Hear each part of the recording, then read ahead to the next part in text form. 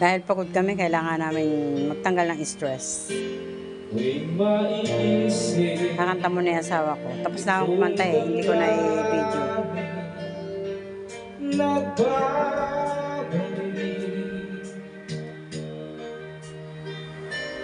At para ba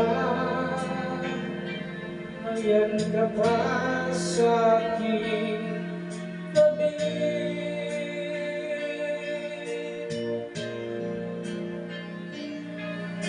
Muling nadarama ang yakap mo,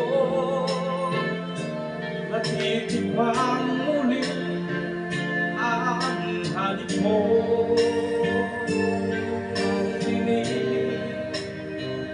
Sinusumpang ako ay mahal mo.